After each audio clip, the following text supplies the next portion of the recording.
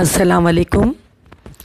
आज हम पढ़ेंगे मौलवी मोहम्मद इस्माइल मेरठी के कलाम की और उनके हालात ज़िंदगी के बारे में। ये सवाल बाकायदा पेपर में आते हैं, उस लिहाज से सवाल को बनाया गया है। ठीक है जी। मौलवी मोहम्मद इस्माइल, सब देखिए इसमें उन्होंने क्या एक पैराग्राफ में लिखी है, तो पैराग्राफ में लिखने के बजाय अगर आप लोग हेडिंग्स बना के लिखेंगे तो वो ज़्यादा अच्छा भी लगेगा और आपको याद भी जल्दी होगा। पहली हेडिंग मैंने विलादत बनाई है, विलादत यानी पैदाइश।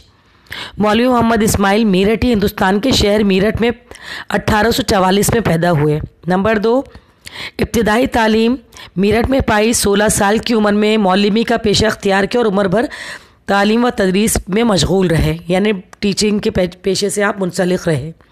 बहैसियत शायर मौलवी मोहम्मद इस्माइल मेरठी नज़म गो शोरा में एक ऐसा न सितारे की मानंद है जिसकी चमक धमक कभी मान नहीं पड़ सकती।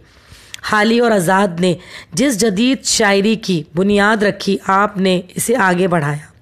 इस्लाही शायरी आपका शुमार बच्चों के लिए अहम शायरों में होता है। बच्चों और नौजवानों के लिए बहुत सी इस्लाही और अखलाक़ी नज़में लिखी। आपकी शायरी की ज़बान पाकीज़गी और बयान की सादगी का आला नमूना है। बकौल शिबली नुमानी इनके बारे में कहा करते थे कि हाल ही के बाद अगर सुनने के लायक किसी ने कुछ लिखा है तो वो मौलवी मोहम्मद इस्माइल मेरठी हैं। वफ़ात 1917 में आप इस दियारे फ़ानी से कूच कर गए और आपकी तदफीन मेरठ में ही की गई। अगर आप लोग इसका स्क्रीनशॉट ले लेंगे तो आप इसको जितना चाहें अपने करीब करके आराम से देख सकते हैं, जितना चाहें आप इसके बारे में कर सकते हैं। मैं आपको मतलब दिखाना चाहती हूँ कि मैंने भी स्क्रीनशॉट लिया है और फिर इसको जिस तरह चाहें आपकी मर्ज़ी शॉर्ट करें, लॉन्ग करें, जैसा दिल चाहे आप इसे करीब से देख लें। ठीक है जी। ये आते हैं, बहुत ज़्यादा लंबी तफसीलात में मत जाइएगा किसी भी चीज़ की कि बहुत ज़्यादा शायरी के कलाम के बारे में तफसीलात लिखें आप, तो फिर आप पूरा पेपर कभी भी नहीं कर पाएंगे।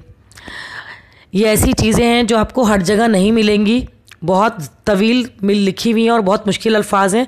मैंने बहुत आसान अल्फाज में और बहुत शॉर्ट करके इसको लिखा है, लिहाजा इसे आप लोग ख़ुद भी फ़ायदा उठाएं, दूसरों को भी शेयर करें, ज़्यादा से ज़्यादा शेयर करें, ज़्यादा से ज़्यादा सब्सक्राइब करें। अच्छा जी, अल्लाह हाफ़िज़।